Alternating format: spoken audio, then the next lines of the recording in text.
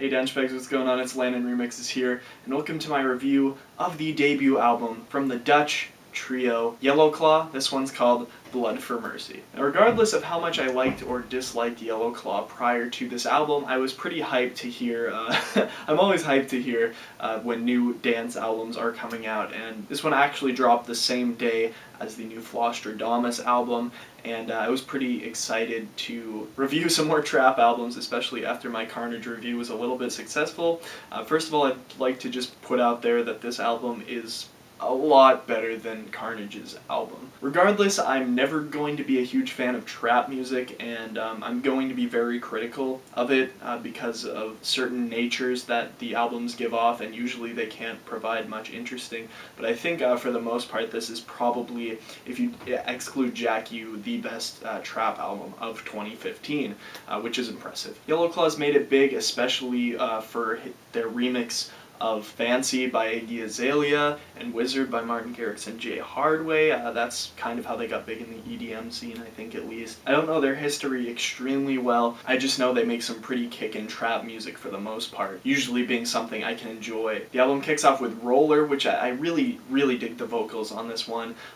Drop could have been a little tighter, but overall a pretty good track. As you'll notice, I'm not going to say a lot about these tracks because I can't be extremely critical of trap music because I'm not the biggest fan. I haven't been in the scene for a long time. I'd like to delve my ears a little bit more into the genre, but for now I'm not really in tune much with the genre, so like I said, I'd like to get into that, but I'm not quite there yet. I was pretty into Nightmare featuring Pusha T. Pusha T is always nice to hear on EDM. He's got a new track with Axwell and Grosso, which their album is going to be pretty hype. And overall, I thought this one was pretty interesting. The track with DJ Mustard, In My Room, featuring Ty Dolla $ign and Tyga, takes on a little bit more of a club hip-hop sound. And although I usually don't like the sound, in fact, it's one of my least favorite genres, they twisted it in a way that made it pretty enjoyable, especially within the drop. The one with Tiesto, Lifetime, it was pretty disappointing actually. I was kind of hoping for a house sound, and I think overall this doesn't really showcase a good sound from Tiesto or Yellowclaw, and kind of meets in this odd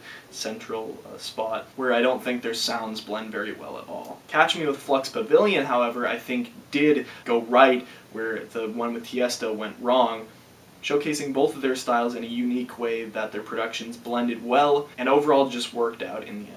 We Made It featuring Lil Eddie is kind of a trap reggae collab. I thought this one provided a pretty interesting sound as well. And on a lot of these tracks, Yellowclaw actually uses this kind of ghost drop sound where the sound kind of drops out where the actual drop should happen and continue on to this quiet, really kind of minimal sound, and I think that was really cool in what they did and makes their production sound a little more interesting on this one. Especially in the track Kaolo Part 3, didn't really dig Part 1 or Part 2 originally, but on the third part I think they did this excellent. It kind of drops into this, like I said, ghost drop per se, with a little bit of a hardstyle sound and then continues into this awesome trap sound. One of my favorites on the album. One of my other favorites on the album is the collab with Becky G. They actually have two collabs on this one. Didn't really like the first as much, but the second one, Wild Mustang, takes on a little bit more of a tropical sound, and while this album was supposed to be extremely trap sounding, this one was so freaking enjoyable, so catchy, and I'd like to hear this one on the radio sometime soon. Now overall with this one, I felt like there were some really solid tracks,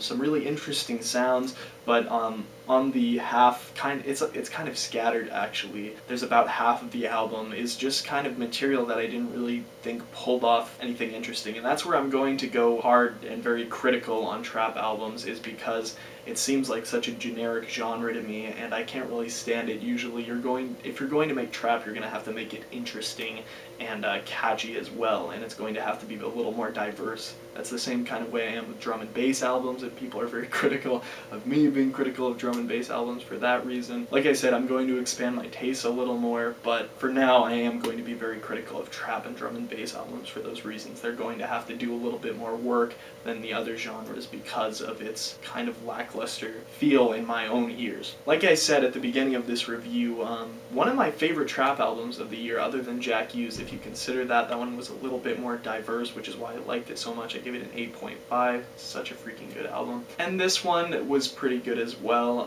Not going to give it as high of a rating because, like I said, there's about half of it that isn't too impressive to me, and I thought this album was pretty average. Like I said, a lot better than a lot of trap albums I've heard this year, but that's saying a lot considering I'm not really too into trap music to begin with. So I'm going to give this one a solid 5, which I think is pretty solid. They pulled off a lot of different sounds and they made it work in certain parts of the album, and other parts they didn't make it work. Overall, it wasn't bad. It definitely wasn't great though, so I think a 5.0 is pretty fair. Anyway, I hope you guys enjoyed this review, and I'll see you later. Peace.